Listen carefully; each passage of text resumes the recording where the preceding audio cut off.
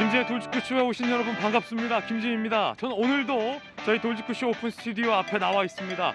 강한 한파에 칼바람까지 불고 있어서 체감기온이 영하 10도에 육박할 강추위, 강한 한파가 찾아왔습니다. 이럴수록 건강 잃지 않도록 유의하시기 바라겠습니다.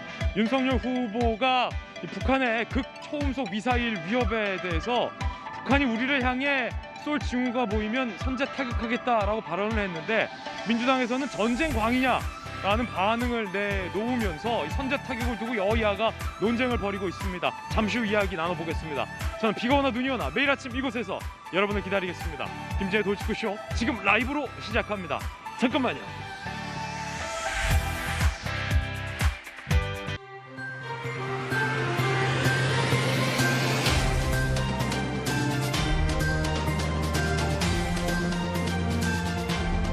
신문 읽어주는 남자입니다. 북한이 우리를 향해서 너무나도 확실한 사전 징후들을 보이며 우리를 미사일로 쏘려 할 때 우리 군은 어떻게 대응해야 할까요?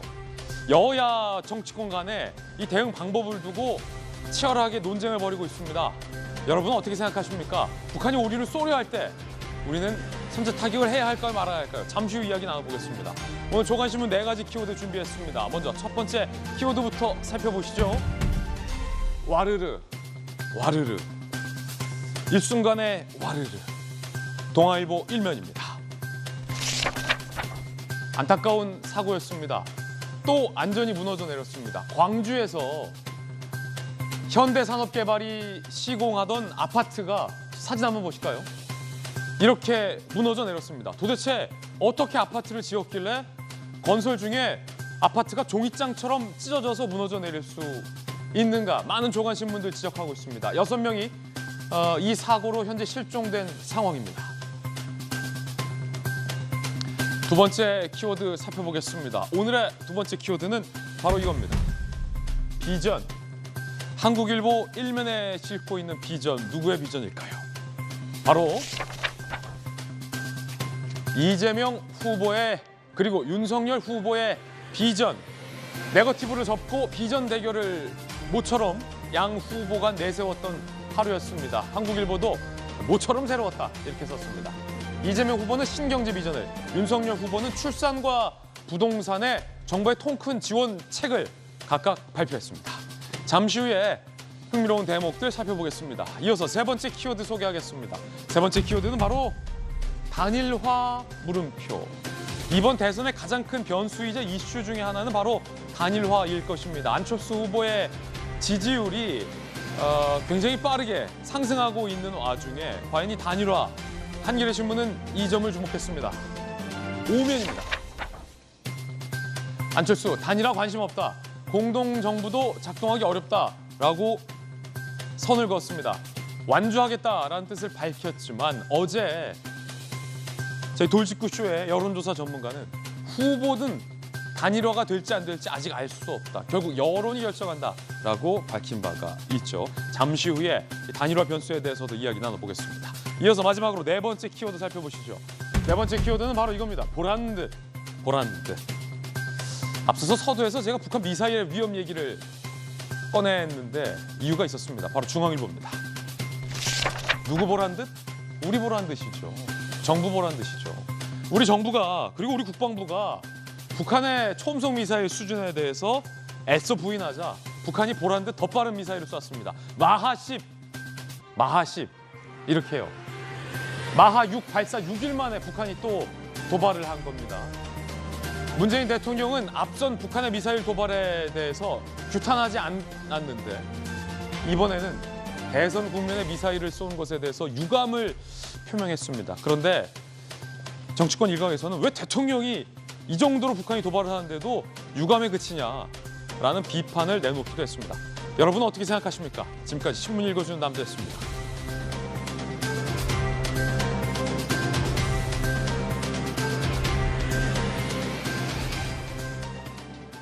강추위 한파가 찾아온 오늘 아침, 한파를 뚫고 찾아오신 전문가들 소개해드리겠습니다. 돌직구쇼 좌장, 민주당 김영주 전 의원, 이재명 후보의 복심, 청년 국회의원 전용기 의원 나왔습니다. 판사 출신의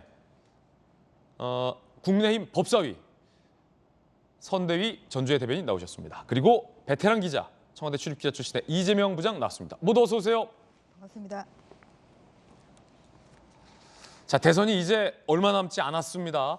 첫 번째 이야기, 저희들이 준비한 이야기의 주제 공개하겠습니다. 함께 보시죠. 자, 저 방호복을 입은 주인공 누굴까요? 윤석열 후보였습니다. 간호사들과 간담회를 가졌고 방호복을 입은 채 간담회를 가졌습니다. 윤석열 후보는 이 북한의 최근 이 미사일 위협과 도발에 대해서 소리를 높여서 강조했습니다. 앞서서 서두에서 제가 꺼냈던 화두도 바로 북한의 극초음속 미사일 위협이었는데요.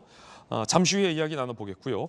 윤석열 후보가 출산 대책과 또 부동산 관련된 정책을 내놨습니다. 함께 들어보시죠. 대한민국 처하지 못한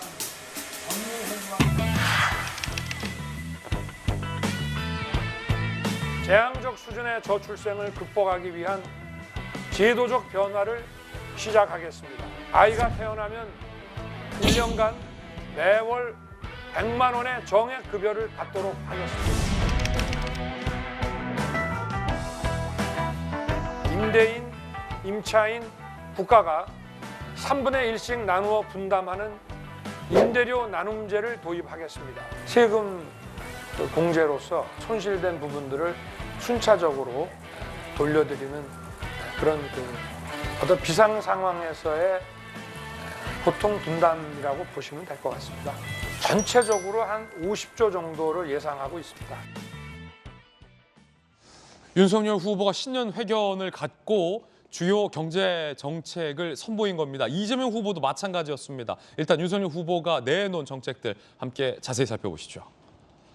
자, 오늘 한국일보가 조금 전에 모처럼 정책 대결 보기 좋았다. 양 후보에 대해서 한국일보 제목이었습니다. 일단 먼저 윤석열 후보의 주요 공약. 출산 시 1년간 월 100만 원씩 부모 급여를 지급하겠다라는 정책이었습니다. 저출산 문제가 거의 재앙적 수준이다라고 밝혔고요. 임대료, 소상공인들 힘든데 코로나 국면을 맞아서 3분의 1로 나눔 제도, 중환자실 응급실 부족 대응위원 공동정책, 포스트 코로나 대응위원회, 경제 성장률, 잠재 성장률을 4%, 2배 상향하겠다라는 정책들을 내놨습니다. 자, 윤석열 후보가 어제 간호사들과 대화를 나눴습니다. 방호복을 직접 입고 간담회를 가졌고요. 또 윤석열 후보의 어제 행보 중에서 많은 조간신문들이 주목했던 특이점 하나는 수어 통역사도 함께 했다라는 점들이었습니다. 함께 보시죠. 안녕하세요.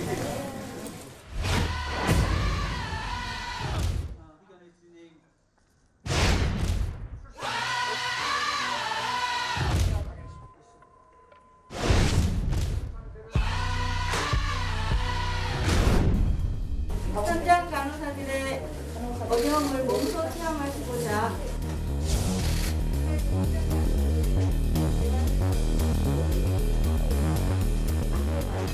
여러분의 헌신과 희생에 우리 국민과 정부가 합당한 처우를 해주는 것이 바로 공정과 상식입니다. 자, 윤석열 후보의 신년 공약들 지금 살펴봤는데 일단 전주혜 의원님, 네. 그 특유의 이 습관, 약간 이쪽 보고 저쪽 보고 해서 도리도리 하는 게 완전 없어졌어요. 꼿꼿하게 교정이 됐고 또 옆에 수어 통역사, 또 방호복을 직접 체험하는 모습들, 그리고 독했던 표현들도 조금은 굉장히 좀 캄다운 됐습니다. 많이 달라진 것 같아요. 뭐 그렇게 봐주시는 것 같습니다. 예, 아무래도 뭐 이러한 또 그 뭐 표정, 네. 또한 뭐 눈의 시선, 뭐 이런 부분에 있어서는 윤 후보께서도 이제 뭐 본인이 어떻게 해야 되는지를 인지를 하고 계시기 때문에 뭐 그러한 뭐 노력을 한 결과 어제 좀 좋은 평가를 받은 거 아닌가 생각하고 있습니다. 특히 이 도리도리를 교정하겠다라는 의지가 후보가 강했습니까? 뭐 도리도리보다는 결국은 후보의 좀 진심을 국민들에게 좀 더 잘 전달할 수 있는 이런 방법에 대해서 더 관심을 그렇군요. 가진 거라고 봐야 되겠죠. 지금 옆에 보면은 전주혜 의원님 큰 옆에 저희 대형 미디어월에 윤석열 후보가 이 D 레벨 방호복을 네. 입은 사진도 굉장히 언론들에서는 주목을 했는데 저건 왜 입은 겁니까, 후보가? 체험을 하시는 거였어요. 아, 어제 이제 그 체험이었다? 현장에 저도 있었는데요.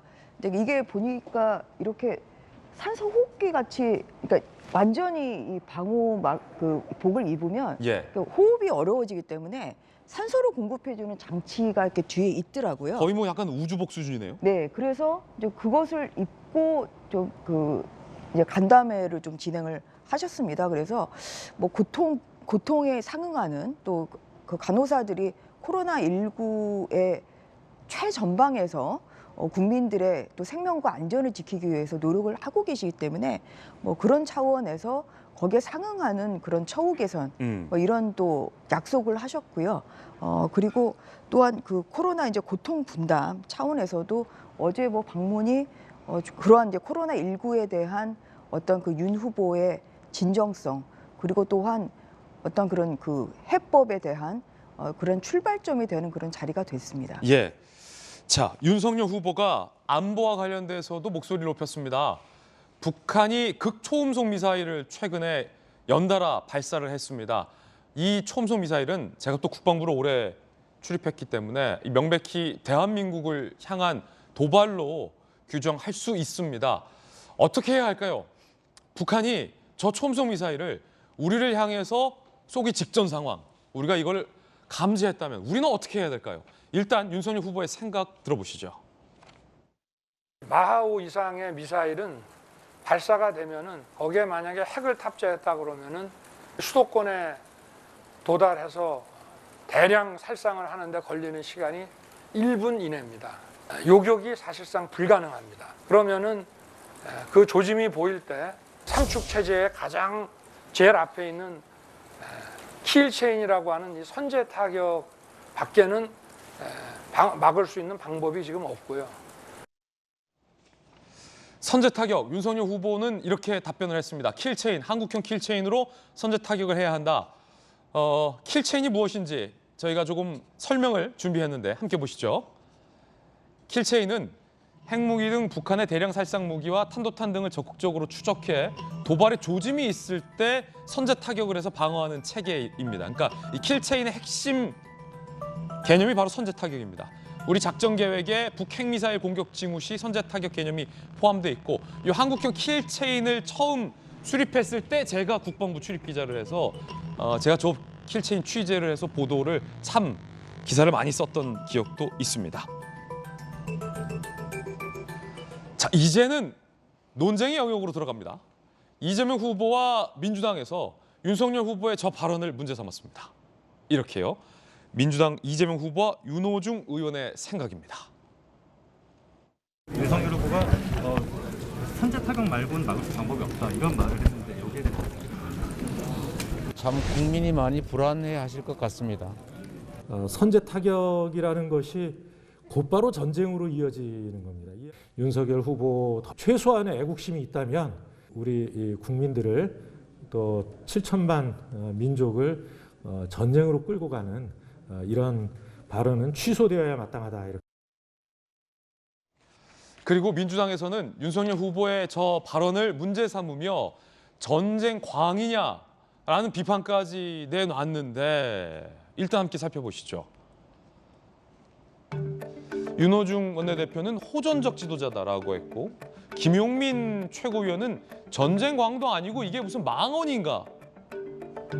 멸공을 주장하더니 멸국이다라며 킬체인에 의한 선제 타격 발언을 망언이라고까지 주장을 했습니다. 여러분은 어떻게 생각하십니까? 자, 일단 이재명 기자 생각 한번 궁금합니다. 킬체인에 의해서 북한이 우리를 쏘려 했을 때 선제 타격하겠다라는 윤 후보의 발언이 민주당에서는 전쟁광, 호전적 지도자, 국민을 불안하게 만드는 망언이다라는 규명이 나왔습니다. 이재명 기자는 어떻게 생각합니까? 북한이 계속 미사일을 고도화하고 있죠. 지금 방법이 없는 상황에서 선제 타격까지 나왔던 겁니다. 그러니까 어제 윤석열 후보의 발언도 지금 마하5의 속도로 만약에 미사일이 발사되면 수도권까지 오는데 평양에서 서울까지 딱 1분이면 됩니다. 그 과정 속에서 결국 미사일 요격한다는 것은 탐지하고 추적하고 요격을 하는 건데 과연 탐지가 쉽겠느냐. 지금 탐지 자체도 북한 같은 경우에 연료를 미리 이제 미리 이제 충전시켜 놓고 나서 그다음에 열차에서 기습적으로 쏘는 뭐 이런 훈련들을 하고 있죠. 그 탐지 자체가 어렵습니다. 그러면 추적은 쉽냐? 지금 이제 고고도로 만약에 탄도미사일처럼 일정한 궤도를 그리고 날아온다면 추적이 쉽겠지만 지금은 저고도로 날아온 데다가 지금 음속 미사일 같은 경우에는 변칙 기동을 한다고 그러죠. 이게 똑같이 날아오는 게 아니라 어디로 날아갈지 모르는 겁니다. 추적도 어렵습니다. 탐지와 추적이 어려우면 요격은 당연히 불가능한 거죠. 그런 점에서 그렇기 때문에 지금 우리 국방부는 그리고 한미연합사령부는 결국은 북한이 만약에 북핵 미사일 같은 정말 핵 미사일 같은 한 번 발사했을 경우에 돌이킬 수 없는 사태가 왔을 경우에는 탐지와 함께 선제 타격까지를 포함한 그런 킬체인을 내년까지 구축하겠다 이렇게 발표한 바 있는 거죠. 그러니까 윤석열 후보 얘기는 만약 그런 상황에 오면 킬체인, 그러니까 결국은 선제 타격 말고는 방법이 없다는 걸 얘기한 겁니다. 결국은 그렇다 그러면 북한의 어떤 핵무기라든지 미사일의 고도화되는 결국은 탐지나 추적이 어렵게 점점점 미사일이 발전해 가는 것을 막아야 될 텐데 실질적으로 꼭 이건 문재인 정부뿐이 아니라 뭐 보수 정부든 진보 정부든 어쨌든 비핵화 노력들 그리고 어떤 미사일의 어떤 고도화되는 그런 기술들이 축적되는 과정 속에서 제대로 막지 못해 왔죠. 실제 문재인 정부에서 한반도 평화 프로세스도 별 역할을 못했습니다. 그런 점에서 이재명 후보가 말한 국민이 불안한 것은 선제 타격을 불안한 게 아니라 미국의 미사일을 우리가 아무런 방어선이 없다는 게 불안한 거죠. 북한의 미사일 발사돼서 우리가 아무런 방어선이 없다는 게 불안한 거기 때문에 그걸 어떻게 할 것인가 그 얘기를 지금 윤 후보 한 거기 때문에 꼭 선제 타격을 하겠다는 게 아니라 그것 말고는 방법이 없을 때 그럼 우리는 어떻게 할 것인가에 대한 논의가 당연히 이루어져야 되는 거죠. 자, 이재명 기자의 생각이었습니다. 그럼 전영기 의원님, 그 발언을 윤석열 후보가 했다라는 게 이재명 기자의 생각인데 이게 망언이고 전쟁광이고 호전적이다라는 민주당의 반응은 그럼 어떤 이유에서 나온 겁니까? 지금 우리가 전제 자체를 이제 국지전으로 번질 수 있다라는 것을 전제하고 있기 때문에 사실 윤 후보의 발언은 어느 정도 망언이라고도 볼 수 있다고 저는 생각을 합니다. 당연히 킬체인 이제 3축을 구축해서 북한이 국지전 도발을 자행했을 때 당연히 킬체인을 검토할 수는 있겠죠. 그러나 지금 종전선언을 코앞에 두고 있는 이 와중에 우리가 먼저 킬체인을 하겠다라는 것은 굉장히 조금 어불성설이 아닐까 이렇게 보고 있고요.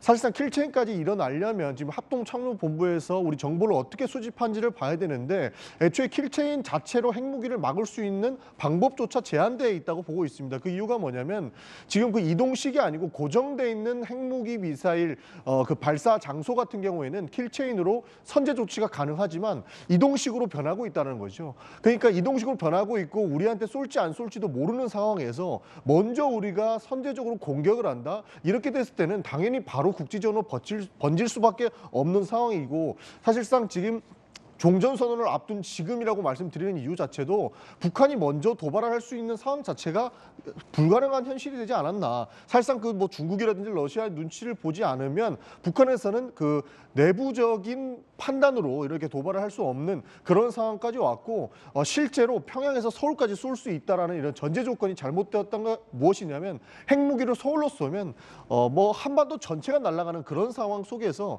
북한이 그런 식으로 선택을 하지는 않을 것이다라는 전제 조건이 있고 지금은 종전선언을 앞두고 있는 중차대한 상황 속에서 우리가 그 뭐 먼저 선제 타격을 한다 이런 것은 조금 굉장히 위험한 발언이고 제1야당의 대선 후보고 가장 유력한 대선 후보기 때문에 괜히 우리가 국민들을 불안하게 할 필요까지는 없다. 저는 그렇게 보고 있습니다. 예, 전영기 의원님의 해석 들어봤습니다.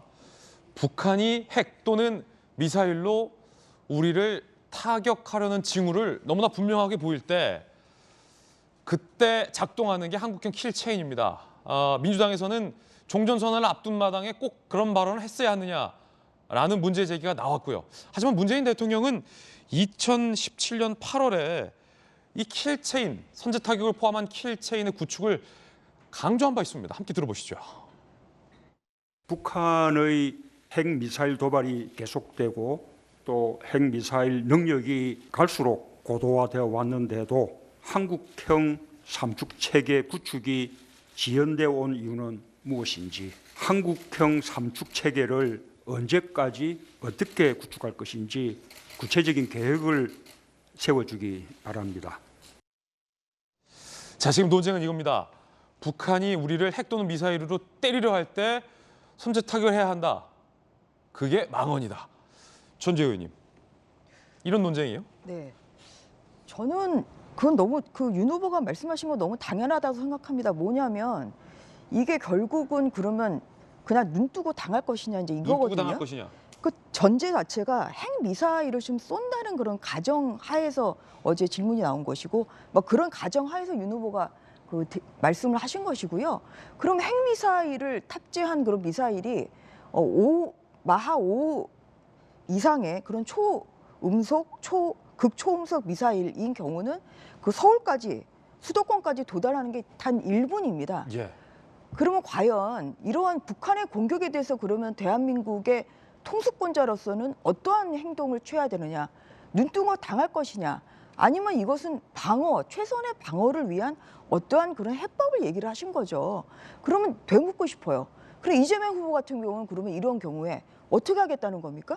그러면 그렇게 북한이 핵 미사일을 그럼 쏘는 경우 그러면 어떻게 그럼 눈 뜨고 그러면 당하자는 이런 답변하시는 건지, 그런 부분에 있어서 저희는 절대로 동의할 수가 없는 것이고요. 이것은 당연히 국방의 의무, 그리고 국방의 그 통수권자로서 당연히 이것은 최선의 방어는 공격이다. 이런 징후가 있을 땐 당연히 이것을 서울이 아니면 수도권이 불바다가 되는 것을 지금 눈 뜨고 봐야 된다. 저는 그런 논리로 지금 민주당이 주장하는 걸로밖에 해석이 되지 않고요. 그런 면에서 당연히 도발할 그런 징후가 있으면 당연히 이건 적극적인 대처를 해야 된다. 이러한 당연한 논리를 말씀을 하신 걸로 저는 이해하고 있습니다. 그리고 또 하나 이러한 킬체인 같은 경우는 이미 다 우리나라의 그런 위기 구축 체제에 있는 것입니다. 그럼 그걸 가지고 지금 민주당이 비난한다는 것은 결국은 이 킬체인이라는 게 결국은 다 문의만 그러면 그냥 구축하는 신용만 했다는 것입니까? 사실 그런 킬체인이 얼마나 그렇게 정확히 북한의 선제적인 공격에 징후가 있을 때 얼마나 우리나라의 국방이 선제적으로 공격할 수 있는 이런 체제가 제대로 구축되어 있는지에 대해서 저는 굉장히 큰 관심을 가지고 있고요. 예. 오히려 이 부분에 대한 정부나 아니면 민주당의 정확한 해명이 필요하다고 생각합니다. 예.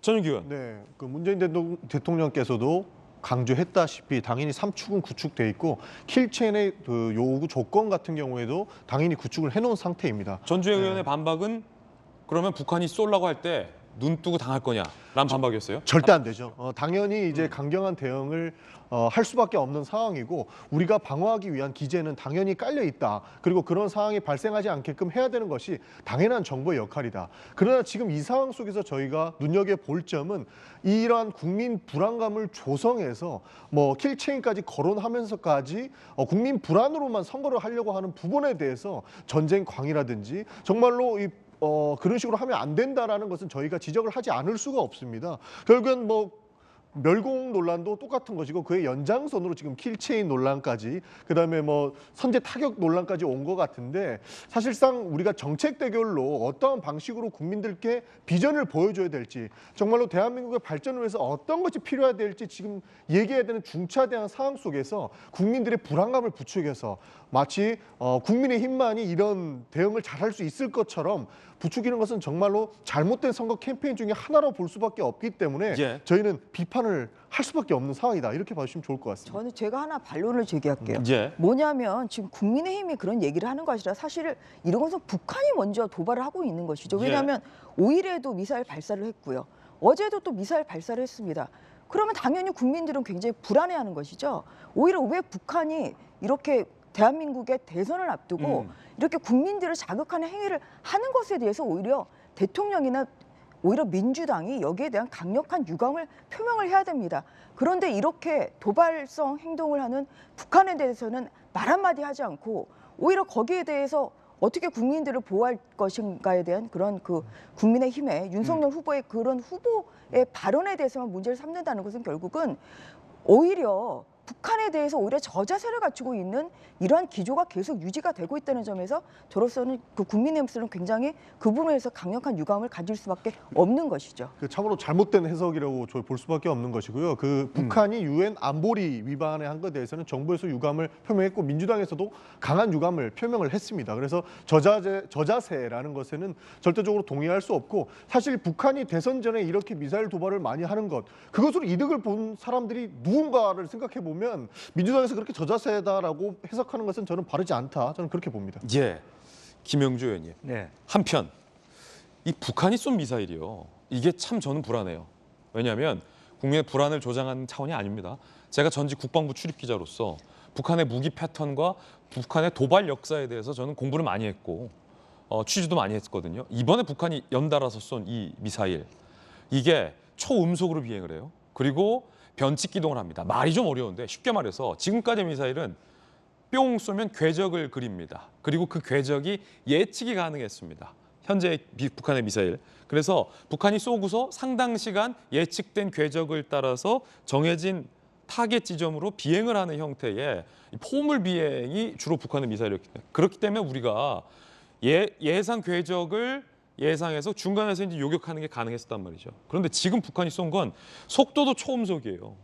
마하 10이에요. 전 처음 봤어요. 미사일 마하 10 북한이 쏜 거. 뿐만 아니라 이렇게 이상적인 궤적이 아니라 변칙 기동을 합니다. 이렇게. 요격이 불가능하다. 이건 맞잖아요. 네. 이건 위협적이잖아요. 위협적이죠. 예. 아마 어떻게 보면 시나리오로 보면 미국 군산 폭합체하고 북한 군부가 연대돼 있나 그런 생각이 들 정도로. 아니 어떤 말씀입니까 그건? 실제로 보면은 이제 그 부분을 다시 소위 영어로 표현하면 타임 센시티브 타겟이거든요. 이거는 굉장히 지 맘대로 가는 마하 6을 넘어서 마하 10이 된다라고 하는 건 미국 러시아의 군사력에 거의 비준할 정도의 수준이 높아졌다라고 하는 것이고, 삼축이라고 기본 체제에 한국이 갖고 있는 체제로는 도저히 감당이 안 되는 시스템이라는 건 분명한 사실인 것 같습니다. 그런데 문제는 뭐냐면 왜 군사 전문가들이 윤석열 후보의 얘기가 안보 문제에 대해서 초보적이라고 얘기하냐면, 사실은 킬체인이라는 단어는 문재인 정부가 쓰지 않지만 삼축 체제로 쓰고 있습니다만, 그것을 한다는 것은 선제 타격이 아니에요. 타임 센시티브 타겟에 대해서 일정하게 타겟팅 스텝을 가지는 거거든요. 거의 쌈과 동시에 빨로 JDAM이라고 하는 정밀 정보 체계를 가지고 맞대결, 총알 대 총알로 맞서 버리는 거기 때문에 선제 타격이 아닙니다. 킬체인의 개념은.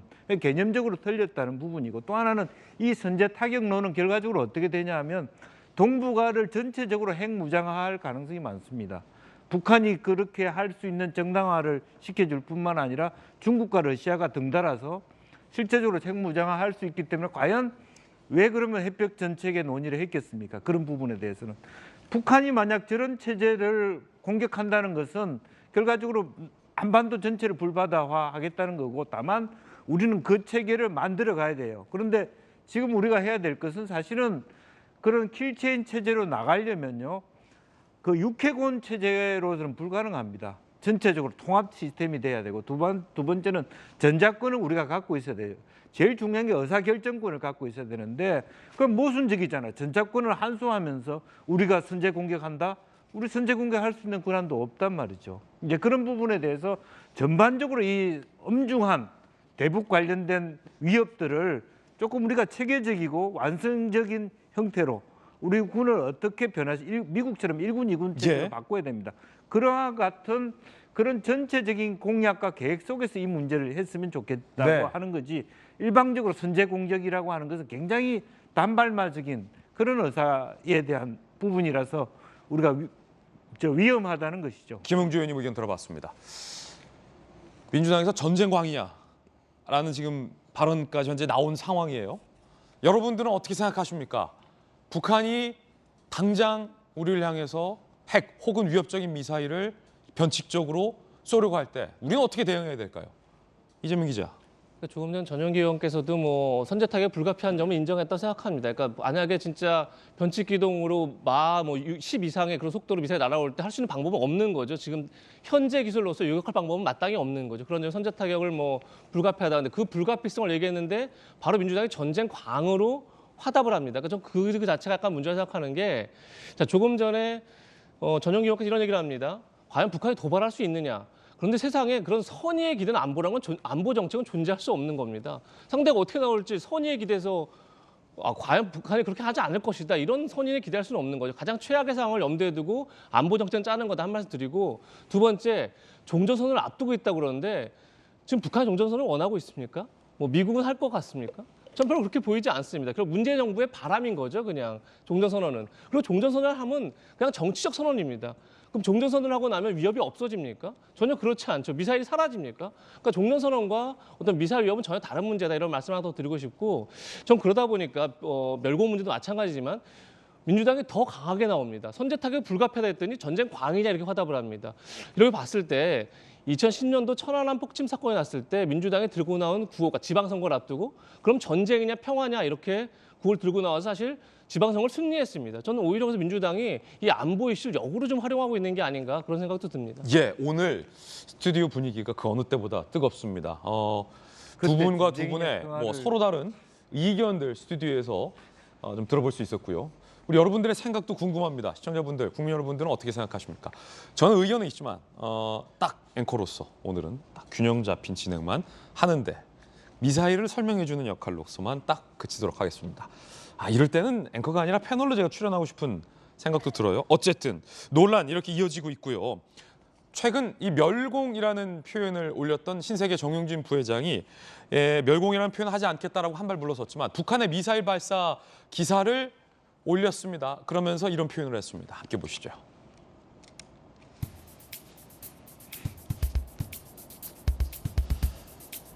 자, 미사일 기사에 멸공이라는 표현 말고 땡땡을 썼습니다. 그러니까 땡땡이라고 직접 표현은 안 했지만 이거 봐라 라는 식으로 정용진 부회장이 이 북한 미사일 기사를 올린 거죠. 신세계 보이콧 포스터를 공유하면서 누가 업무에 참고하란다라는 반응도 북한 동해상 탄도미사일 발사 기사 올리고 땡땡. 그러니까 밑에 댓글이 제가 대신 써드릴게요 멸공이라는 댓글도 달렸다라고 합니다. 자, 이 글이 이슈화되자 정윤준 부회장은 삭제를 했습니다. 그런데 논란은 계속해서 이어지고 있는데 정치권에서 이 신세계 보이콧을 해야 한다. 특히 여권을 중심으로 이 보이콧 움직임이 확산되고 있어서 논란이 일고 있습니다. 특히 민주당의 김용민 의원은 이제 스타벅스 안 마시겠다라는 걸 인증을 했고 남영희 의원도 자 이렇게 김용민 의원 동네 커피가 최고다. 스타벅스와는 작별이다라고 보이콧을 했습니다. 남영희 의원도 남영희 위원장도 네. 이제 별다방은 아듀다, 안녕이다라고 신세계 보이콧을 했습니다. 자 그런가 하면 국민의힘의 정진석 국회 부의장은 스타벅스 마셨다라며 맞불 인증을 했습니다. 민주당의 진성준 의원은 그러자 신세계 백화점과 이마트 스타벅스를 안 갈 것이다 라고 보이콧을 선언을 했습니다. 자, 정치권에서 신세계 보이콧 움직임이 여권 중심으로 나오자 불매 포스터와 바이콧 오히려 사야 한다라는 맞불 포스터도 등장을 한 그런 상황입니다. 여러분의 생각은 어떠십니까? 자, 이 멸공 논란이 신세계 혹은 스타벅스 물건을 사지 말아야 한다라는 보이콧으로 가야 한다라고 보십니까? 아니면 이는 잘못됐다라고 보십니까? 제2의 반응이 오늘 한 경제지에 실렸습니다. 함께 보시죠. 매일경제에 보도된 내용을 소개해드리겠습니다. 재계, 북한 도발이 기업의 실제적 위험적 요인으로 작용하는 상황에 대해선 일절 언급 없이 만만한 국내 기업만 때린다라는 서운한 반응들이 매일경제에 보도되기도 했고요. 한 기업인은 멸공 언급했다고 정치인들이 우리 기업 불매 운동을 주도하는 게 맞느냐라고 반발을 했습니다. 자, 이 이야기 지금부터 시작을 해보겠습니다. 멸공을 얘기했다고 보이콧하는 것 과연 적절하냐? 먼저 김영주 의원님. 네.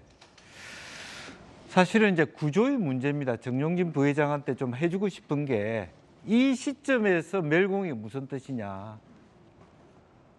무슨 뜻일 것 같습니까? 공산당 이런 것도 아니고 시진핑도 아니고 김정은도 아니에요. 나는 윤석열 지지한다. 나는 보수를 지지한다로 읽혀요. 자, 이건 김영주 의원님의 생각입니다. 네. 그러니까 구조의 문제라는 거예요. 이 타이밍에서 명공을 어떻게 보냐. 나는 보수다. 우리 신세계 기업은 보수를 지지한다. 우리 신세계 기업은 안철수 내지는 윤석열을 지지한다. 이렇게 읽히기 때문에 정치권이 이렇게 난리가 난 거예요.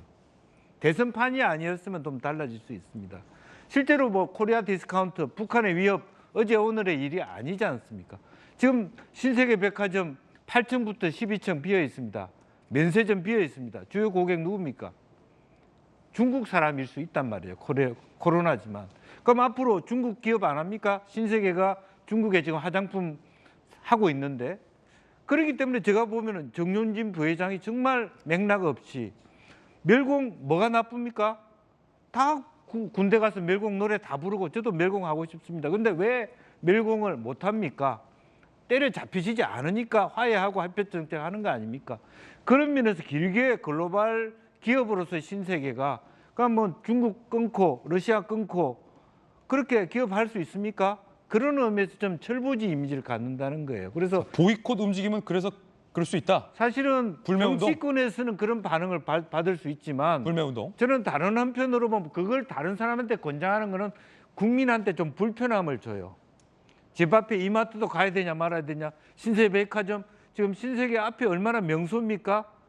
미디어 디지털 파사드로 크리스마스 때부터 젊은이들이 북새통을 이뤄요. 거기 가는 것도 가야 될까 고민해 주는 것은 정치인의 도리는 아니다. 의견 들어봤습니다.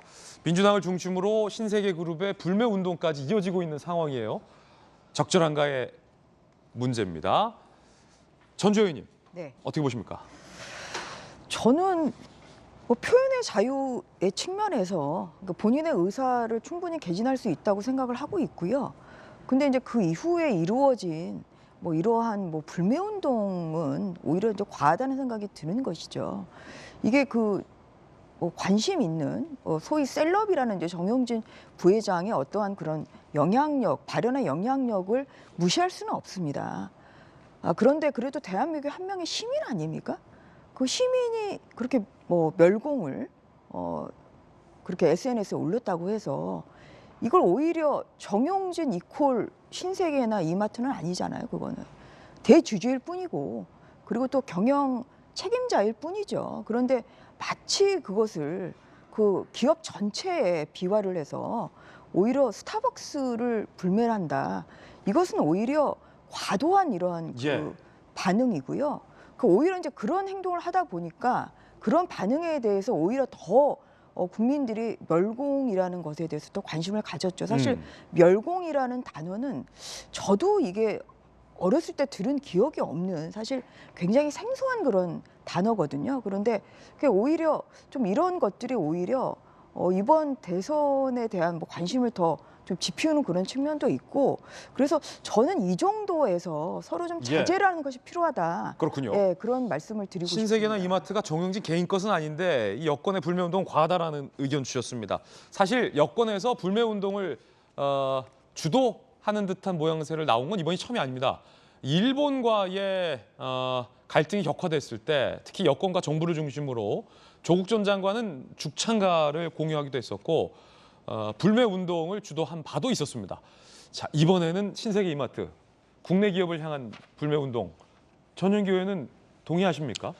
저는 하등 도움이 안 된다고 생각합니다. 어떤 게 도움이 안 된다? 불매운동이? 사실 아까 김명주 의원님께서는 말씀을 해주셨지만 지금 타이밍이니까 갑자기 이런 불매운동까지 벌어졌는데 사실 이게 뭐 기업 오너 리스크라고 불릴 만큼 뭐 기업 오너의 좀 잘못된 판단으로 볼 수 있는 이런 상황 가지고 불매운동까지 가는 것은 사실상 피해가 그 소액주주들이나 결국 우리 기업들에게 많은 피해가 돌아갈 거기 때문에 지금 사실 김용민 의원, 동료 의원, 남영희 위원장, 진성준 선배 의원이 불매운동을 하고 있는데 한마디 주신다면? 이것도 표현의 자유죠. 그러니까 뭐 정용진 부회장이 멸공 얘기했던 것도 표현의 자유라고 전재 의원님 말씀해 주셨는데 이렇게 불매운동을 주도한다, 뭐 여권이 주도한다 이렇게 보기는 어렵고 그분들도 표현의 자유로서 나는 도대체 이것을 인정할 수 없다 이렇게 봐주시면 좋을 것 같고요. 여권이 주도한 건 아니다. 그래서 사실 민주당 내부에서도 그 정성호 의원께서 같은 말씀을 해주셨습니다. 이건 기업의 소액주주들에게는 굉장히 많은 막대한 피해를 입힌다. 이거 하등 도움이 안 된다 말씀을 주셨고요. 사실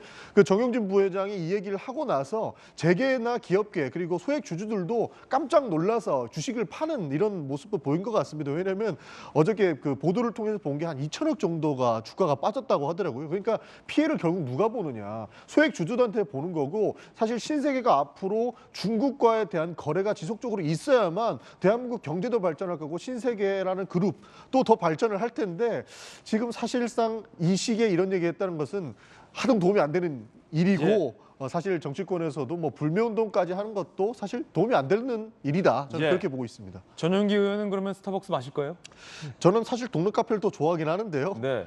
뭐 사실 많은 분들이 뭐 기프티 카드라든지 예. 뭐 이렇게 뭐 비즈니스라든지 많은 활동들을 하다 보면 자연스럽게 가는 것이지 이걸 꼭 가야 된다 말아야 된다 이렇게 정의할 수는 없을 것이다. 저는 그렇게 보고 있습니다. 전용기 의원의 참 지혜로운 답변, 예.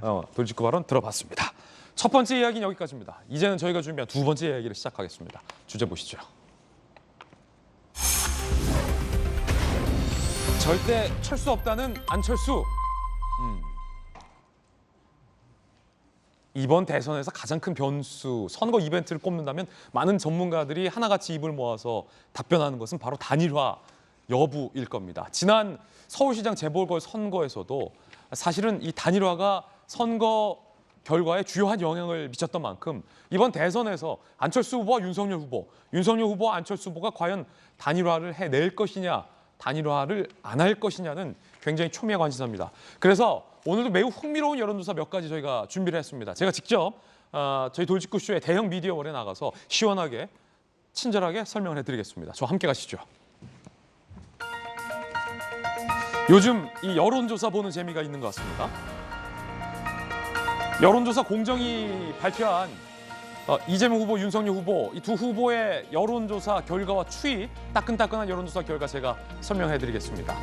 대선 후보 지지도, 이 여론조사 공정의 특징은 윤석열 후보의 지지율 하락이 멈췄다 내지 반등을 하고 있다라는 해석들이 많이 나오고 있습니다. 함께 보실까요? 자, 윤석열 후보와 이재명 후보의 지지율 추이 함께하고 계시고요. 교차가 한 번 있었고 다시 이번에 발표된 여론조사는 윤석열 후보가 36.9%, 이재명 후보가 36.5%의 지지율로 기록을 했습니다. 조금 더 크게 보면 흥미로운 게, 자, 이 시점부터 좀 보면 좋을 것 같습니다. 작년 12월 다섯째 주에 이재명 후보의 지지율이 39.9%였습니다. 이에 반해 윤석열 후보는 36.8%로 하락을 했습니다. 42.3%에서. 그런데 지금 작년 12월 다섯째 주에서 올해 1월 2주 차가 되면서 지지율 흐름에 무언가 변화가 생겼습니다. 윤석열 후보가 36.9, 이재명 후보는 39.9에서 36.5%로 하락을 한 결과가 나타났습니다. 이 사이에 무슨 일이 있었는지 정치적인 이벤트들이 상당히 많았죠. 자, 오늘 이 여론조사 결과 해석 들어보겠습니다. 이재명 기자 어떻게 해석해요? 마지막 1월 둘째 주 조사가 저 밑에 보시면 조사 일시가 1월 7일, 8일 이렇게 이틀간 했다고 나와 있습니다. 그 얘기 뭐냐면 6일 날 바로 이준석 당대표와 윤석열 후보가 극적인 화해를 했었죠. 그리고 이제 7일부터 윤석열 후보의 캠페인이 완전히 변화가 이루어집니다. 뭐 여성가족부 폐지 같은 아주 7글자의 간결한 그런 이제 글들을 통해서 자기 공약을 발표하기도 하고 그런 행보 자체가, 캠페인 자체가 바뀌는 이제 그런 구도가 그런 구조를 변하면서 어떻게 보면 지지율 하락세를 멈춰놨다, 막아놨다 볼 수 있는 거죠. 그렇군요. 근데 전 여기서 꼭 봐야 될 게 이제 윤석열 후보의 지지율이 다시 반등을 할 기획을 잡았으니까 지금부터 뭐 이제 국민의힘을 열심히 뛰면 된다. 물론 당연히 그런 이제 뭐 생각할 수 있겠지만 윤석열 후보 그리고 국민의힘 스스로가 지금 이 지지율이 왜 이렇게 반등했다가 다시 떨어졌다가 다시 올라갔다 이런 이렇게 널뛰기가 이게 심한지에 대해서 냉정하게 평가할 필요가 있다는 생각이 분명히 듭니다. 그러니까 윤석열 후보가 스스로 얘기한 것처럼 본인이 정치를 시작할 때 본인이 말한 거니까 뭐 조국의 위선, 뭐 추미애 오만에 대한 반대급부로 정치에 불려 나왔죠. 그만큼 이제 문재인 정부에 어떻게 반대하는 사람들의 정권 교체를 하고자 하는 욕망, 그런 이제 열망들의 반사체로서 이제 정치에 등장을 했고 높은 지지를 받았습니다. 그런데 계속 실망함을 줬다 이렇게 평가가 많이 나오는 거죠. 본인이 충분히 자신의 정치력, 자신의 위기관리 능력을 보이지 못할 때 지지율이 크게 떨어집니다. 그래서 이제 다시 반등의 길을 삼긴 했는데 그럼 지금부터 본인의 정치력, 본인의 비전, 윤석열의 대한민국은 어떤 나라인지에 대해서 보여주지 못하면 다시 실망감이 더 커지겠죠, 이제. 그러니까 그런 것들을 냉정하게 평가하고 앞으로 어떻게 선거운동을 해야 될지에 대해서 잘 준비해야 되지 않나 생각이 듭니다. 이재명 기자 흥미로운 해석이었습니다. 그러니까 이렇게 이 빨간 그래프의 하락세가 멈추고 하락세에서 다소 상승세의 반등의 기회를 잡은 것은 분명해 보인다는 게 이재명 기자의 해석이었습니다. 자, 그럼 김영주 의원님께 질문 드리겠습니다. 이재명 후보는 지금 이 그래프를 보면 37.8%까지 떨어졌다가 39.9%까지 올라갔거든요. 이때 이재명 후보 주위에서 나왔던 게 40을 넘느냐 마느냐. 일각에서는 이재명 후보 주변에서 선거 끝난 것 아니냐. 그런만 하면 안 된다. 이런 얘기들이 이때 당시에 보도가 됐었는데 왜 이 지지율이 36.5%로 하락했다고 보십니까? 결과적으로는 지금 이제 이재명 후보나 윤석열 후보나 사실은 자기 힘들이 갖고 있는 만큼의 비호감도가 존재하고 있고 무당파층이 존재하고 있고요. 그래서 스윙보트층이 여전히 왔다 갔다 하고 있기 때문에 안철수 후보가 여기서 이 표에는 나타나고 있지 않습니다만은 20대와 말하자면 중도층들이 어떤 결정을 하고 있는지를 좀 볼 필요가 있다. 우선은 뭐 윤석열 후보가 36%에서 뭐 거의 비슷하지만 조금 오르다라고 하는 것은 보수층에서 더 이상 밀리면 안 되라는 위기의식이 굉장히 있기 때문에 조금 더 그쪽이 강화된 측면이 있다라고 하는 것이고, 그렇기 때문에 윤석열 후보 자체의 힘으로라기보다는 보수 지지층이 버티고 있다라고 보는 것인데 이 표들이 안철수 쪽으로 가지 말라는 법이 없다는 측면이 하나 있고요. 이재명 후보가 본질적으로 완팀을 통해서 다시 스타트업을 하고 있습니다만 스타팅을 하고 있는데 어쨌든 40%의 벽 속에서 이렇게 큰 비전을 만들어 가지 못하고 있다는 것은 아마 숙제로 남아 있는 것 같고요. 이제 그런 면에서 앞으로 아마 한 주 정도, 즉 지난주부터 완팀이 됐기 때문에 실제적으로 이제부터는 정책 경쟁으로 들어가고 있거든요. 특히 이제 20대에서 뭐 이준석 대표가 얘기하듯이 20대 남성들 위주로 이탈표가 이재명 표에 이탈표가 있는지 없는지, 그렇군요. 혹은 중도층이 빠져나가는지, 뭐 그것이 중도에 남는지 안철수 쪽으로 가는지 이런 부분에 대해서는 당내에서 아마 분석을 하고 있을 것이라고 보여집니다. 김영주 의원님이 굉장히 중요한 키워드를 하나 꺼내셨어요. 청년들의 민심, 즉 20대, 30대의 민심이 어떤 변화를 이뤘는지를 체크하는 게 중요하다. 이재명 후보 입장에서도. 그래서 여론조사 두 가지를 준비했습니다. 청년들의 마음, 특히 이번 선거에서 굉장히 중요하다라는 20대, 30대들의 표심은 어떤 변화가 있었을까요? 먼저 20대들의 지지율, 20대들의 마음 살펴보겠습니다. 이 여론조사는 뉴스 토마토에 의해서 의뢰된 여론조사입니다. 자, 20대 이재명 후보가 22.6%. 그런데 윤석열 후보가 작년에 비해 올해 2주 차로 접어들면서 20.4%에서 40.9%로 20대들의 지지가 급상승했습니다.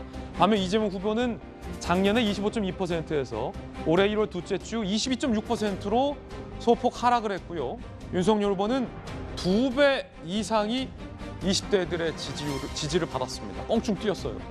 자, 그렇다면 안철수 후보의 20대 지지율에는 변화가 있었을까? 네, 있었습니다. 작년 12월 말에 14.8%의 지지를 받았던 20대들로부터 안철수 후보가 올해 1월 둘째 주에 안철수 후보의 20대 지지율은 15.6%로 상승을 했습니다. 이 여론조사에서 작년에 비해서 올해에 윤석열 후보의 20대와 안철수 후보의 20대 지지율이 각각 상승을 했고 이재명 후보의 20대 지지율은 빠졌다라는 결과 볼 수 있습니다. 같은 여론조사에서 그러면 30대들의 마음은 어떤 변화를 보였을지 살펴보겠습니다. 이재명 후보를 향한 30대들의 지지는 작년에 비해서 올해 1월 둘째 주에 43.7에서 38.8%로 하락을 했고요. 20대와 마찬가지로 윤석열 후보는 30대의 지지율이 대폭 상승을 했습니다. 23.0%에서 33.3%까지 30대들의 지지율이 상승을 했고요.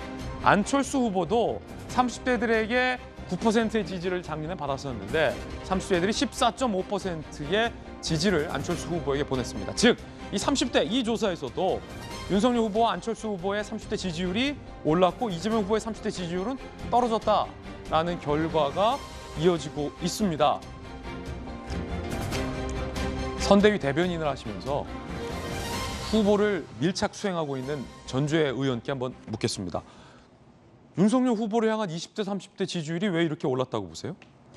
저는 물론 20, 30대를 위한 이런 여성가족부 폐지 이러한 이제 짤막한 이제 공약을 발표한 것도 하나의 원인이 됐다고 생각하는데 전체적으로 본다고 하면 저는 이번 선거에서 가장 중요한 것은 시대 흐름을 따라잡는 이런 선거 운동 방식이라고 생각합니다. 이제 그런 면에서 지난 주에 이제 선대위를 해체를 하고 이제 선거대책본부로 아예 그렇게 슬림화를 이제 하면서 선거운동 방식도 굉장히 빨라졌어요. 그래서 또 특히 이제 2030을 이제 그 표심을 공략할 수 있는 이런 뭐 59초 공약이랄지 또 AI 윤석열 그리고 또 이런 그 페이스북의 공약 발표도 아예 단답형으로 이제 그렇게 하고 있고 이러한 것들이 결국은 이 시대 흐름에 맞는 좀 선거운동 방식이 결국은 좀 2030 세대에게 좀 어필을 했다. 저는 그렇게 생각을 하고 있고요. 그다음 또 하나는 뭐냐면 지난주 그 수요일에 이제 윤 후보가 뭐 선대위 해체를 하면서 선거대책본부 구상 방식을 이제 좀 말씀하셨는데 사실 본인부터 변하겠다고 말씀하셨어요. 그리고 사실 그런 행보를 보여주고 있습니다. 그래서 이제 그런 면에서 본인이 변하고 또한 국민의힘이 변하고 그리고 또 이준석 대표와의 어떤 원팀 행보 사실 이런 것들이 모두 다 좀 2030뿐만 아니라 뭐 전체적으로 좀 영향을 미친 거 아닌가 예, 그런 생각을 하고 있습니다. 네, 전주의 대변인 생각 들어봤습니다. 자, 그러면 30대를 대표해서 전용기 의원님, 네. 이재명 후보의 20대, 30대 지지율이 이 조사상으로는 하락을 했고 윤석열 후보가 가장 20, 30대의 지지율 상승의 수혜자가 됐는데 그 원인 뭐라고 보십니까? 엎치락 뒤치락 할 거라고 보고 있습니다. 어떠한 특정한 원인이 있다 이렇게 보기보다는요. 결국에 2030들은 어떠한 뭐 정책적인 아젠다가 가장 중요하게 역할을 합니다. 그러니까 나한테 얼마나 도움이 될 것이냐 이것을 판단하는데 윤석열 후보가 잠깐 오르는 걸로 판결이 나온 거는 사실 네가 알아서 해석해라는 식의 뭐 짤막한 7글자의 정책을 이야기하면서 사실 오락가락하는 모습도 보이고 있기 때문에 자신한테 유리하게 해석을 하다 보니까 이런 식으로 조금 올라가는 형태가 보일 수 있을 거라고 저는 그렇게 보고 있지만 그렇군요. 앞으로 정책 대결을 계속하다 보면은 어떻게 실현할 것이 어떻게 실천할 것인지가 나오다 보면 자연스럽게 엎치락 뒤치락하는 모습도 보일 것이다. 저는 그렇게 보고 있습니다. 예, 자 물론 또 다른 여론조사에서는 전혀 다른 결과가 나오기도 했습니다. 이번에 보실 여론조사는 한국 리서치의 청년 민심입니다. 2030 지지율 이재명 후보가 27.7%, 윤석열 후보는 16.2%, 안철수 후보가 20.2%의 결과였습니다. 즉 아까 여론조사와는 다소 다른 결과의 여론조사도 이렇게 발표가 되고 있습니다. 분명한 건 안철수 후보의 2030 지지율이 어떤 여론조사든 우리가 봤던 두 가지 여론조사 모두 다 상승하고 있다는 것은 분명한 한 가지 사실인 것 같습니다. 지지율 상승세를 탄 안철수 후보가 어제 이렇게 얘기했습니다. 단일화는 없다. 단일화는 없다라고 말입니다. 들어보시죠. 저는 단일화에 관심이 없습니다. 제가 대통령이 되고 정권 교체를 하겠다. 그렇게 나온 겁니다. 후보들 중에서 가장 경쟁력 있는 부분으로 월급 조번 후보라고 얘기하고 계십니다. 월급 조번 후보로서 사병 월급 200만 원. 이 부분에 대해서 어떻게 생각하시는지. 쌍파퓰리즘이라고 생각했습니다. 그리고 이건 실현 가능하지 않습니다. 병장 월급이 부사관보다 높으면 그게 어떻게 됩니까? 왜 이런 생각을 했을까 생각해 보니까 이재명 후보나 윤석열 후보나 이준석 대표나 다 군대 가지도 않고 총 한 번 쏴보지도 않은 사람이니까 몰라서 이런 거 아닌가. 안철수 후보는 단일화는 없다라고 밝혔고 이준석 대표도 안철수 후보와 단일화는 없다. 특히 안철수, 윤석열 단일화를 얘기하는 사람들을 일컬어서 강한 비판을 내놨습니다. 이 거강꾼이다라고 말이죠. 옛날 말 이준석 대표는 좋아하는 것 같아요. 들어보시죠. 지금 이제 거강꾼들이 활약할 시간입니다. 이제 거강꾼들 입장에서는 오히려 안철수 후보의 지지율이 지금과 같이 한 10%대에서 유지되길 바랄 겁니다. 공동정부 이런 거는 굉장히 심각한 주장인 것이 그런 거야말로 선거에서 지금 상승세를 탄 우리 후보에게 찬물을 끼얹는 행위다. 이재명 기자, 이준석 대표가 20, 30대 지지율 상승에 좀 자신감을 받은 듯하죠. 지지율이 오르고 있다라는 뭐 인터뷰도 했고 안철수 후보와의 단일화를 얘기하는 사람을 거강꾼이다라고 비판을 했는데 이 대표가 이제 전략상 단일화는 없다라고 하는 겁니까? 아니면 진짜 안철수 후보에 대해서 사실 이준석 대표와 안철수 후보 간에 악연도 있었잖아요. 이준석 대표가 사석에서 욕한 적도 있고 안철수 후보에 대해서. 그런 감정이 남아 있는 겁니까? 아니면 전략적인 겁니까? 대표가 지금 사실 뭐 어제도 그런 얘기했지만 지금 뭐 단일화가 어떻게 진행될지는 후보도 모른다. 그래서 우리가 뭐 그러니까 여론 민심이 결국 어떤 구조를 만드냐에 따라서 이제 단일화는 어떻게 진행될지 말지 결정되기 때문에 사실 이준석 대표도 뭐 본인이 지금 얘기하는 거에 대해서 뭐 끝까지 책임진다고 볼 수는 없는 거고 결국은 밀당에 들어갔다고 볼 수 있는 건데 밀당이다, 전략적이다. 아마 이준석 대표 입장에서는 이제 2030 세대의 윤석열 후보에 대한 지지율이 다시 탄력을 받기 시작했다 이렇게 보겠죠. 실제 여론조사에 나타나기도 하고 그래서 아마 지금부터 어떤 본인의 이준석 효과를 어떻게 보면 윤석열 후보가 볼 수 있다 이렇게 자신감이 있기 때문에 아마 그런 것들을 좀 더 지켜보면서 앞으로의 상황을 보지 않을까 싶고 다만 앞서 저희가 봤던 여론조사에 대해서 잠깐 부연 설명이 필요할 것 같은데 처음에 봤던 여론조사는 사실은 1000명을 그러니까 전 국민 1000명 중에서 2030 세대를 한 300명쯤을 뽑아내서 비교를 한 조사입니다. 지금 이렇게 지금 화면에 나오면 보실 조사는 그렇기 때문에 사실은 300명의 추이기 때문에 거의 오차 범위가 10% 가까이 된다고 봐야 됩니다. 그렇게 되면 사실은 뭐 윤석열 후보 20대 지지율은 다소 상승했다고 볼 수 있지만 나머지 지지율은 큰 변화가 없다 이렇게 볼 수도 있는 거죠. 오차 범위 내에 있기 때문에 그러니까 그런 점을 좀 염두에 둬야 되고 그다음 저희가 본 여론조사는 사실은 이거는 이제 2030 세대만을 대상으로 1000명을 조사했기 때문에 플러스 마이너스 3.1% 그러니까 6% 이내에서는 오차 범위가 없다고 볼 수 있는 거죠. 그런 점에서 어떻게 보면 지금 흐름에 더 가깝다 볼 수 있는데 이준석 대표 얘기는 지금 윤석열 후보가 이제 탄력을 받기 시작했다. 그리고 지금 조사 일시도 7일부터 9일까지 한 조사인데 사실 6일 날 이제 이준석 대표랑 윤석열 후보가 극적인 타협을 했고 그 다음부터 선거 캠페인이 바뀌었기 때문에 아마 다음 주 정도에 2030의 흐름을 보면 거기서 만약에 윤석열 후보가 탄력을 받고 그래서 실제 반등에 성공을 하면 이제 그때부터는 단일화 논의는 이전과는 또 다른 국면으로 갈 수 있다 이렇게 볼 수 있을 것 같습니다. 예, 이재명 기자는 다음 주 여론조사 결과가 나오면 설 전에 단일화 논의에 어떤 탄력이 생길 수도 있다라고 전망을 했습니다. 민주당에서 안철수 후보에 대해서 비판들이 나오기 시작했습니다. 송영길 대부의 러브콜과 참 대조적인 반응인데 강병원 의원이 안철수 후보는 철수하는 모습밖에 못 볼 거다. 철수 DNA가 있다라고 비판을 했습니다. 들어보시죠.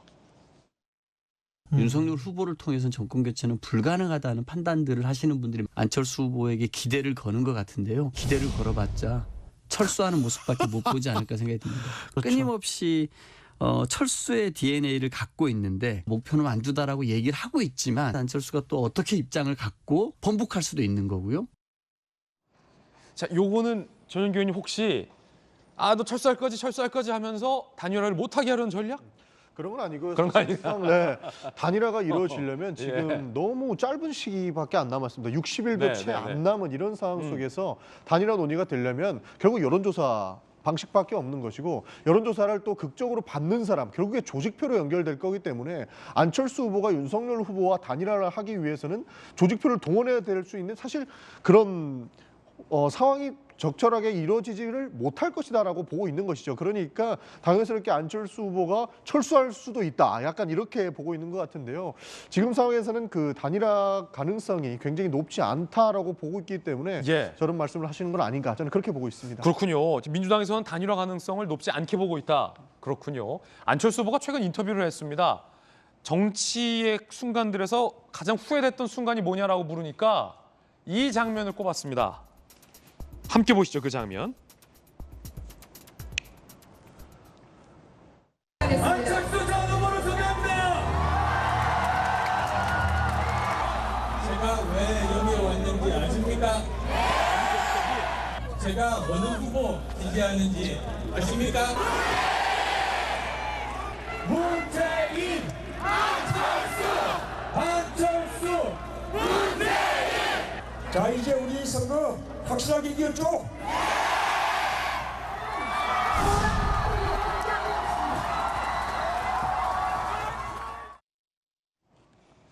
이 장면, 이번 대선에서 재현될 수 있을까? 그렇다면 단일화의 주인공은 누가 될까? 상당히 궁금해집니다. 자, 이번에 저희가 준비한 세 번째 이야기 시작하겠습니다. 제목부터 공개하겠습니다.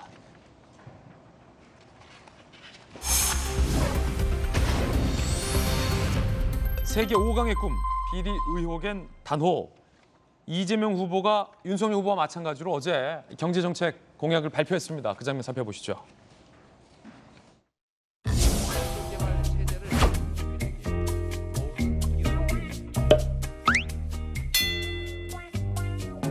이재명 신경제의 목표는 종합국력 세계 5강의 경제 대국입니다. 약 135조 원의 디지털 전환 투자로 200만 개의 새로운 일자리를 마련하겠습니다. 성장 앞으로 공정 제대로 대한민국 세계 5강을 이재명 신경제가 해내겠습니다. 이재명 후보도 윤석열 후보와 마찬가지로 경제정책에 대해서 발표를 했습니다. 터틀넥 차림이었습니다. 프레젠테이션을 했는데 대한민국을 세계 5강에 올려놓겠다라고 발표를 했습니다. 555 공약이에요. 전윤기 의원님, 555 공약이 구체적으로 어떤 겁니까? 설명 좀 해주시죠. 그러니까 국력이 이제 세계 5위고 국민 소득이 5만 달러 그리고 주가가 5천 시대를 열겠다 이런 뜻으로 보시면 좋을 것 같습니다. 555군요. 그래서 네, 맞습니다. 어제 터틀넥을 입은 건 약간 솔직하게 네. 그 스티븐 잡스처럼 약간 보이고 싶어서 전략적으로 입은 거죠. 미래지향적인 이미지를 선호하시기 때문에 사실 이런 것을 하시지 않았나 싶은데요. 사실 이런 경제정책을 발표하기는 했지만 이재명 후보가 그 경선 때부터 지속적으로 공약했던 것이 있습니다. 요 전에 성남시장 때에도 기업하기 가장 좋은 도시가 성남으로 꼽히기도 했을 정도로 어떻게 하면 경제 발전을 이룰 수 있을 것이다 하는 확실한 대안을 가지고 계시고요. 예. 사실상 그 뭐 규제 합리화라고 해서 경제를 일으키기 위해서는 어떠한 방식을 써야 된다라는 본인만의 철학이 명확하기 때문에 이번 555 정책으로도 경제 대국으로 성장하기 위한 발판을 마련할 것이다. 저희는 그렇게 주장하고 있습니다. 윤석열 후보가 전신 방호복을 입고 간호사들과 간담회를 했다면 이재명 후보는 메타버스, 이 가상의 공간이죠. 메타버스에서 모습을 드러냈습니다. 기존의 가상현실에서 한 단계 더 업그레이드된 실질적으로 얼굴을 보고 서로 대화를 할 수 있는 메타 정부입니다. 오늘은 메타 정부에 대해 발표하기 좋은 날이네요. 후보님 좀 더 서두르셔야 합니다. 달리세요. 막 박수도 치시네. 네. 아무래도 얼굴을 보는 게 훨씬 더 소통에 도움이 될 겁니다. 메타버스 공간에서 이재명 후보가 직접 선보이기도 했었습니다. 그런데 이 555 공약에 대해서 원작 시비를 거는 시비도 나왔습니다. 저거 내 거다라고 주장하는 분인데 누굴까요? 직접 목소리 들어보실까요? 저는 555 공약을 11월 초에 발표했습니다. 유사한 내용으로 나중에 최근에 발표하시더라고요. 제 공약이 옳은 방향이라는 것을 인정하는 측면도 있겠습니다만 그렇게 큰 정당에서 아이디어도 못 내고 그렇게 베끼시면 곤란하지 않는가. 안철수 후보가 표절 시비를 걸었습니다. 저 555 공약은 원래 내 거였다라는 건데 자, 이재명 후보가 555 성장 공약을 이름까지 베꼈다. 지난해 11월에 안철수 후보가 발표했었다라고 해서 찾아봤더니 안철수 1호 대선 공약이 555 성장 전략이다라는 건데 지금 때 아닌 표절 시비가 이렇습니다. 그래서 자, 이런 거는 이제 변호사님께 물어봐야 되지 않겠습니까? 천하람 변호사님 나오셨습니다. 네. 천 변호사님, 예. 아니 뭐 표절 시비 555 이거 뭐 진짜 똑같은 겁니까? 안철수 후보가 주장했던 것처럼 아니면 완전히 다르고 좀 이름만 유사한 겁니까? 네, 이름이 유사한데 뭐 컨셉이나 방향성 자체는 매우 유사합니다. 이런 걸 보면 정말 약간 그 이름 없는 가수들의 서러움 같은 게 좀 느껴지죠. 이름 없는 가수. 예, 왜냐하면은 요새 이제 안철수 후보가 많이 주목을 받고 있습니다만은 지난 11월에 이제 저 공약을 발표할 때까지만 해도 저도 꽤 정치에 관심이 많은 편인데도 발표하신지도 잘 몰랐거든요. 하신지도 몰랐다. 예, 그러다 보니까 이름 없는 가수다. 예, 이름 없는 가수의 서러움 같은 걸 좀 느낄 수 있는 그런 지점이고요. 예. 다만 우리가 법률적으로 보면 가수들의 노래와 다르게 우리가 정치의 영역에서의 공약 같은 경우에는 지금 현재 저작권이 인정되는 분야는 아닙니다. 그렇군요. 그래서 가져다 쓸 수는 있습니다. 다만 이 부분에 대해서 우리의 사회적 합의가 있지는 않은 것이 미국 같은 경우에는 공약 표절에 대해서 굉장히 엄격하게 취급하는 편이고 우리나라 같은 경우에는 이런 거를 예전부터 좀 너그럽게 봐주는 그런 문화가 바가 있긴 했습니다. 그렇지만 아무리 안철수 후보가 저걸 발표할 당시에 임팩트가 없었다 하더라도 상대 대선 후보의 첫 번째 1호 공약인데 555 공약을 이름까지 그대로 갖다 썼다라는 거는 제 생각에는 대중들께서 보시기에 이재명 후보에게 조금 마이너스로 작용하지 않았을까. 그래서 이게 왜 체크가 안 됐을까? 내지는 체크가 됐음에도 그냥 무시하고 강행을 하셨던 건가? 조금 의구심이 남는 부분들은 있습니다. 아니면 천하람 변호사 참 흥미로운 비유를 했는데 지난해에는 지금 안철수 후보는 뭐 대단한데 지난해는 정말로 이름 없는 가수였으니까 5라는 거를 발표했었어? 라고 이재명 후보 측에서 놀랄 수도 있을 것 같아요. 한번 직접 물어볼게요. 안철수 후보가 저 1호 5 공약 발표했었다라는 사실을 알고 있었습니까? 아니면 몰랐습니까? 이름이 5라는 것은 저도 오늘 방금 처음 알았습니다. 몰랐다. 방금 처음 알았는데요. 사실 이 부분은 아무도 몰랐다. 충분히 체크가 됐을 겁니다. 예. 왜냐하면 방향성은 같지만 명확하게 어떠한 방식으로 이뤄낼 것이다라는 것은 다르기 때문에 다르다. 내용은 그럴 수 다르다. 있고요. 방금 천하람 변호사가 말씀 주셨던 것처럼 사실 뭐 이름이 다를 수도 있지만 그 내용은 같다라고 하는 것을 보면 안철수 후보가 오히려 이재명 후보와 단일화를 시도하고 있는 것은 아닌가. 사실 그렇게도 저희는 볼 수가 있을 것 같습니다. 사실 예. 뭐 5 공약을 이야기하면서 뭐 정책 유사성을 말씀을 하시는데요. 결국에는 뭐 윤석열 후보라든지 그 안철수 후보라든지 이재명 후보의 그 정책이 많이 유사해질 가능성도 있습니다. 그리고 대선이 가까워지면 가까워질수록 더 유사해질 수가 있을 것 같은데요. 여기에서는 이제 어떻게 실천할 것인가 실행력이 굉장히 많이 담보되는 시기가 올 것 같습니다. 그때 되면 국민들께서 많이 알아주시지 않을까 저는 그렇게 보고 있습니다. 예, 전용기 의원이요. 재밌는 답변까지 들어봤습니다. 한편 이 김만배 씨 측이 최근 공판에서 이재명 성남시장의 지시에 따른 것이다 라는 입장을 내놨는데 이재명 후보가 이에 대해서 입장을 발표했습니다. 이 정치적 마녀 사냥이다 라고 주장을 했는데 그 이야기 들어보시죠.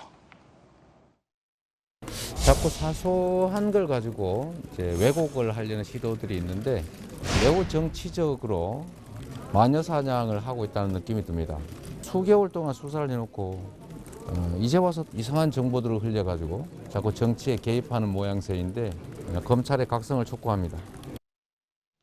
이재명 후보가 검찰을 비판했습니다. 정치적 마녀 사냥이다라는 강한 반감을 드러냈는데 그런데 민주당에서는 이 후보의 반감이 이 사실 보도를 한 언론사들에게까지 제소를 하겠다. 법적으로 무더기로 제소하겠다라고 밝혀서 이 사실 보도에 대한 법적 제소 민주당의 반응을 두고 강한 논란이 일고 있습니다. 함께 보시죠. 자, 김만배 씨는 분명 공판에서 대장동 사업은 이재명 성남시장의 지시에 따랐다라고 발언을 했고 저 발언 그대로를 보도한 30여 개의 매체, 그 상당수 매체죠. 이 매체를 전부 언중위와 선관위에 각각 제소하겠다라고 민주당이 밝혀서 논란이 되고 있습니다. 왜곡 보도라고 생각한 걸까요? 김만배 씨 측의 저 발언을 있는 그대로 보도를 한 매체들에 대해서 무더기로 법적 제소하겠다. 자, 여러분들 어떻게 생각하십니까? 자, 일단 민주당 선대위의 입장 들어보겠습니다. 이재명 지시 등 키워드가 헤드라인으로 뽑혔다. 자, 그런데 저거는 김만배 씨가 저렇게 얘기를 했는데요. 우리 측 반론은 제목의 같은 크기로 반영이 안 됐다. 제목의 형평성을 문제 삼았습니다. 내용도 같은 양으로 보도되지 않는 등 선거에 영향을 주는 기사 편집이다. 악의적인 편집이다라고 보는 것 같습니다. 무더기 제소. 야당은 민주당 선대위, 이재명 후보의 이 선대위에 언론사 무더기 제소에 대해서 이렇게 비판을 했습니다. 자, 정치적으로 여야 간의 논박이 벌어지고 있는 겁니다. 여당의 입장 봤으니 야당의 입장 봅니다. 원희룡 정책본부장은 말이 꼬였는지 언론을 겁박했다. 당황한 자가 범인이다. 김은혜 공보단장은 이재명을 이재명이라 부를 수 없고 대장동을 대장동이라 말할 수 없는 재판 중 발언도 언론의 재갈을 물리는 민주당이다 라고 비판을 했습니다. 자, 여야의 의견 그리고 기자와 변호사의 의견도 다 들어볼게요. 먼저 전주혜 의원님. 뭐 명백한 이제 언론 재갈 물리기죠. 왜냐하면 이게 없는 이야기를 한 것이 아니라 김만배 씨 측이 법정에서 결국은 이재명 당시 시장의 방침에 따른 것이다 이렇게 발언한 것을 지금 보도를 했단 말이에요. 저도 이제 이 언론 기사 월요일 법사위 하던 도중에 제가 이 속보를 봤는데요. 아니 그러면은 그거를 결국은 발언을 한 것을 그것을 문제 삼는다는 것은, 그러니까 그것을 언론 기사에 낸다는 것을 문제 삼는다는 것은 결국은 보도 통제를 하겠다는 것이죠. 지금 대장동 수사가 작년 9월 29일에 개시된 이후에 100여일이 지났습니다만 사실상 몸통은 가린 채 꼬리만 기소되는 그런 기이한 좀 현상을 낳고 있습니다. 그래서 결국 김만배 씨 이야기는 그거예요. 결국은 이재명 지사의 방침에 따른 것이니까 유죄면 같이 유죄, 무죄면 같이 무죄. 사실 이런 얘기를 한 것이거든요. 그리고 이재명 후보가 스스로도 내가 대장동 설계자다, 대장동을 설계한 것은 나다, 이렇게까지 발언을 하신 적이 있거든요. 그렇기 때문에 이것을 과연 지금 이렇게 검찰하고 경찰이 이 대장동 수사에 대해서는 정말 너무 무력하고 무능하다는 이런 비판을 감수하면서까지 사실 무력화하고 있고 사건 문개기가 너무 심한 정도입니다. 근데 이제 거기에서 더 나아가서 이제 언론의 재갈까지 물려서 법정에서 나오는 진술까지 도대체 제대로 뭐 씻지 말아라, 뭐 이러한 명령을 한다는 것은 과연 이것이 과연 이재명 정부나 아니면 민주당이 말하는 저는 어떤 정부의 모습은 결국은 자유민주주의의 방향인지 사실 그런 부분에 있어서 굉장히 큰 의구심을 가지고 있고요. 이런 면에서 여기에 대해서는 뭐 지금 선관위의 제소 예정, 언론 중재의 제소 예정, 이것은 너무나 오만합니다. 이러한 오만함에 대해서 국민들이 명확하게 저는 심판을 할 것이라고 생각합니다. 그리고 하나 더 말씀드리면 대장동 수사 사실 너무 수사 무기가 심해서 오늘 국민의힘은 오후 2시에 대검을 또 항의 방문할 예정이에요. 정말 왜 몸통을 수사를 못합니까? 오히려 이렇게 될 거면은 그 전에 정진상 부실장도 소환을 하고 또한 그 위에 이재명 후보도 경우에 따라서는 소환을 하고 오히려 정상적인 절차를 밟았으면 이렇게 여러 가지 무리한 이런 결과가 나오지는 않습니다. 그렇기 때문에 그 검찰도 지금 그 국민들이 그 진실을 바라는 그 국민들의 목소리에 귀를 기울이고 제대로 수사를 해야 된다는 것을 다시 한번 강력하게 촉구합니다. 자, 잠시 후 전용기 의원께 또 발언 드리겠고요. 김만배 씨 측의 주장을 사실 보도한 그러니까 이재명 지시에 따른 것이다라는 보도를 한 30개 언론을 무더기로 제소하겠다라는 선대위 측의 입장에 대해서 여러분은 어떻게 생각하시는지 전주의 의견 들었고 베테랑 중견 기자의 의견도 궁금합니다. 이재명 기자. 그러니까 지금까지 정치 권력이 사실관계를 왜곡했다면서 언론중재에 건 경우는 많죠. 그런데 무엇을 다룰 건지 그리고 거기서 어떤 것을 강조할지 그건 엄연한 언론의 편집권입니다. 근데 편집권을 문제 삼아서 그러니까 법정에서 나온 진술 중에 그 진술을 뽑아서 제목을 달았다고 그래서 이건 엄연한 편집권이죠. 편집권을 문제 삼아서 언론중재위에 제소한 경우가 있었을까? 의아한 거죠. 그러다 보니까 이제 일각에서는 결국 이렇게 되면 검열하겠다는 것 아니냐라는 말까지 나오는 건데 그런 점에서 전 그러니까 법정에서 한 진술을 부각시켰다, 강조했다는 게 어떻게 사실관계 왜곡도 아닌 상황에서 언론중재의 대상이 되는지 일단 의아하다는 점 하나 말씀드리고 저는 사실 민주당의 해명도 자 김만배 씨가 그제 법정에서 자신은 성남시 그러니까 이재명 당시 성남시장의 지시 방침에 따랐다 이렇게 얘기를 한 겁니다. 그랬더니 민주당의 반박 이겁니다. 그것은 이재명 시장이 아니라 성남시의 공식 방침이다 이렇게 얘기를 합니다. 사실 좀 그것도 굉장히 이해할 수 없는 게 바로 그 성남시의 공식 방침을 누가 만들었냐 이겁니다. 성남시라는 게 사람이 아니지 않습니까? 그럼 이재명 시장이 만들지 않았다는 건가요? 그 공식 방침을? 그럼 결국은 이재명 시장이 스스로 측근도 아니라고 얘기한 한 산하기관의 본부장이 유동기 본부장이 결국은 화천대를 위해서 공모지침서를 유리하게 조작해주고 유리하게 만들어주고 그리고 점수를 유리하게 더 부여하고 그래서 막대한 이익을 유동기 본부장에 다 몰아줬다는 겁니까? 사실 그거에 대한 답을 계속 지금 국민이 요구하고 있다 저는 생각하는데 성남시의 공식 방침이 아니라 그 성남시의 공식 방침을 누가 만들었는지를 얘기하는 게 저는 그것이 민주당이 분명한 해명이 될 것이라는 생각이 듭니다. 예, 무리한 측면이 있다라는 기자의 입장 들어봤어요. 자, 정말로 제소할 거예요, 전용기 의원님? 일단은 제소 방침은 정해졌다고 보시는 게 맞고요. 그러니까 사실관계, 그 김만배 씨의 주장을 이제 재판장에서 했다는 이유로 무더기하게 실었던 것이고, 사실상 사실관계라고 하면은 선대위 측에도 물어보고 어떠한 방식의 저희 측의 주장도 충분히 다뤄줬어야 되는데 그 부분은 빠지고 이재명의 지시라는 내용만 들어가기 때문에 이것을 문제를 삼은 것으로 봐주시면 좋겠고요. 사실 이재명의 지시가 아니고 성남시의 공식적인 업무 지시이자 공식적인 지침을 따랐는데 사실 국민들의 눈을 속이기 위해서 이재명의 지시다라고 김만배 씨가 발언하지 않았나, 저는 그거에 대해서 의심을 품지 않을 수밖에 없는 상황이고요. 사실 저는 이게 그 국민의힘에서 본인들이 만든 특검법을 반드시 관철시키려고 하는 그 연장선이 아닐까라고 보는 겁니다. 이것을 완전 수사보다는 국민들의 눈을 돌려서 마치 이재명이 진짜 몸통인 것처럼 설계하기 위한 그런 작업 중에 하나로 보고 있기 때문에 문제가 된다고 생각을 하는 것이고요. 사실 이 언론 제소 방침도 충분히 선대위 측에서 해명한 부분도 다루어졌고 동일한 크기와 동일한 내용으로 접근을 해줬으면은 이런 일까지는 생기지 않았을 것이다. 저희는 그래서 언론 이렇게 제소한다고는 하지만 다시 한번 봐주십사 하는 의미도 있는 것이고요. 사실 계속 언론의 재갈 물리기다, 통제다라고 하는데요. 사실 이 부분은 옛날에 전두환이나 박정희 시대에 있었던 보도 지침이 통제나 재갈 물리기이지, 이런 식으로 저희가 사실관계를 확인하기 위해서 제소하는 것은 저는 그에 해당하지 않는다. 저는 그렇게 보고 있습니다. 자, 잠시만요. 뉴스 속보 전해드리겠습니다. 이재명 후보의 변호사비 대납 의혹을 제기한 이모 씨가 숨진 채 발견됐습니다. 이모 씨는 이재명 후보의 변호사비 대납 의혹을 제기한 바 있고요. 지난 8일부터 연락 두절된 상태여서 가족이 경찰에 실종 신고를 한 상황에 숨진 채로 발견이 됐습니다.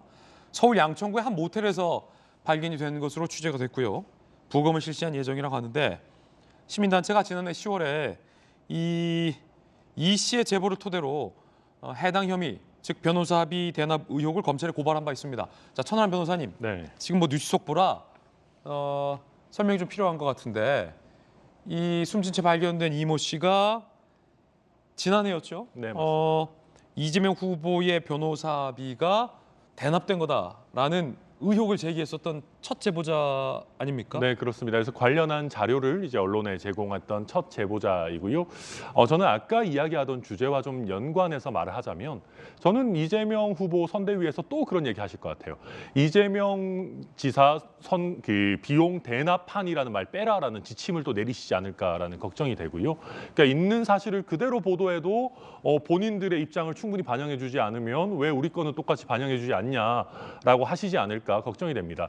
하지만 이 부분 제가 말씀드리자면, 또 이분 같은 경우에 이제 고인이 되셨습니다마는 생전에 본인의 SNS에 그런 글까지 남기셨어요. 나는 아들, 딸이 있기 때문에 자살할 생각이 없다. 그렇기 때문에 내가 혹시나 죽는 경우에 자살이 아니다라는 글까지 남겼는데, 결국 이렇게 돌아가시는 결과가 나오면서 많은 분들께서 이거 도대체 어떻게 된 일이냐, 극단적 선택인지 아닌지 사인은 좀 규명이 돼야 될 것 같고, 일단 숨진 채 발견했다는 뉴스 속보까지만 전해드리겠습니다. 이번엔 저희가 준비한 다음 순서입니다. 뜨거운 두 가지 소식. 첫 번째는 실루엣만 봐도 아시겠죠? 북한이 보란 듯 더 센 미사일로 도발을 했고요. 이 소식부터 보겠습니다. 11일에 북한이 극초음속 미사일을 시험 발사한 사진입니다. 어제였죠. 마하 10이다라고 북한 주장하고 있는데 굉장히 빠른 속도입니다. 1분 정도면 우리 땅에 저 미사일 도달한다고 하니까 요격할 시간이 사실상 없습니다. 극초음속 미사일 시험 발사 성공했다라는 게 지난 5일이었는데 우리 군은 지난 7일에 북한이 쏜 건 극초음속이 아닌 성능이 과장된 탄도미사일이다라고 평가절하했습니다. 자, 그러자 북한이 보란 듯 더 센 마하 10의 미사일을 발사했다. 합참에서는 최대 속도 마하 10 내외 5일 발사 때보다 성능이 더 진전된 거다라고 이번에는 평가절하하지 못한 상황입니다. 1분 이내에 도달해서 우리 군이 요격할 수 없어요. 왜 우리 군이 앞서서 굳이 북한의 미사일에 대해서 평가절하를 했는지도 저로선 의문인데, 어쨌든 북한이 더 위협적인 미사일을 발사한 것만큼은 분명한 사실입니다.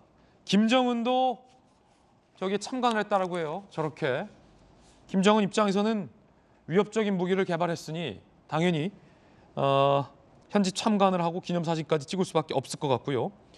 문재인 대통령이 앞선 미사일 발사에는 별 반응이 없었습니다. 그런데 유감을 표명했습니다. 이번에 대선 앞둔 시기에 연속해 미사일 시험 발사한 것 우려된다. 라고 우려를 표명했습니다. 국민의힘은 정치적으로 해석하냐라고 반발하고 있는 상황입니다.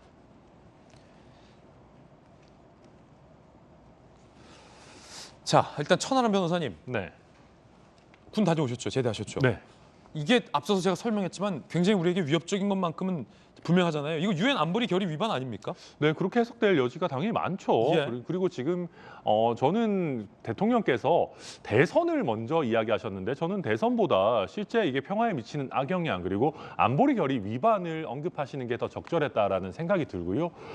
저는 첫 번째 이제 5일 날 이 초음속 미사일로 추정되는 미사일이 발사가 됐을 때 이 부분에 대해서 제대로 된 어떤 유감 표명이라든지 도발로 규정한다든지 이런 부분이 많이 부족했습니다. 아마 청와대로서는 북한과의 평화 분위기를 어떻게든 되살리고자 하는 노력이 아니었을까라는 생각이 되는데요. 그런데 북한과의 평화라는 것이 우리가 북한의 도발에 대해서 애써 외면하고 이런 위협에 대해서 국민들의 눈과 귀를 가린다고 해서 평화가 찾아오는 것은 아니거든요. 오히려 현실적인 위협을 직시하고 여기에 대해서 저희가 합리적인 해결책을 마련하는 것이 더 평화에 나아가는 길이라고 볼 수 있는데 지금 청와대로서는 좀 약간 잘못된 평화에 대한 방향성을 가지고 있는 것이 아닌가 싶고요. 그러다 보니까 또 북한 측에서는 두 번째 도발을 연이어 하게 됐고 사실상 같은 위치에서 비슷한 형태의 발사를 하는 우리를 보란 듯이 하는 도발이 나오다 보니까 이제는 여기에 대해서는 외면하지 못하고 도발로 규정하는 그런 뒤늦은 모습을 보이고 있다. 저는 그렇게 평가가 됩니다. 천하람 변호사님 개인 의견 들어봤습니다. 두 번째 소식 실루엣 공개합니다. 안타까운 사고였습니다. 참사입니다. 광주에서 아파트, 현대산업개발이 짓고 있던 아파트가 외벽이 붕괴됐습니다. 자, 영상 한번 보시죠. 이렇게 와르르 아파트의 외벽이 무너져 내렸습니다. 붕괴를 했습니다. 광주 서구의 39층 주상복합 아파트 건설 현장이었고 이 붕괴로 6명이 현재 실종된 상황. 추가 붕괴 위험도 있습니다. 수색이 난항을 겪고 있습니다. 시공사는 현대산업개발인데 지난해 학동 철거 건물 붕괴 참사 시공사와 동일해서 뜨거운 논란이 일고 있는데 목격자와 근로자의 이야기 인터뷰도 했습니다. 들어보시죠. 그 소리가 이렇게 꽉 나더라고요. 엄청나게 그 먼지 엄청나게 많이 이렇게 뿌해가지고 도로를 다 덮었더라고요. 장판인데 그냥 건물이 무너져서 같이 떨어진 거예요. 이상한 겁니다. 천둥 번개 지나가 전에 폭탄 떨어졌어요. 폭탄 난리 나왔지. 여보 바로 전기 나가고. 자, 이빨 실종자가 수색이 돼야 할 텐데 국민들의 간절한 바람 보태봅니다. 저희들은 60초 광고 후에 돌아오겠습니다. 잠시 후에 뵙죠. 예, 오늘 저희가 준비한 소식 모두 다 전해드렸습니다. 지금 영하 체감 온도 10도, 영하 10도에 육박할 정도로 강한 추위가 왔습니다. 오늘 내내 추위가 이어진다고 하니까 건강 조심하시기 바라겠습니다. 저희들 내일 아침 8시 50분에 인사드리겠습니다. 오늘 하루는 분명 어제보다 나을 겁니다. 좋은 하루 되십시오. 고맙습니다.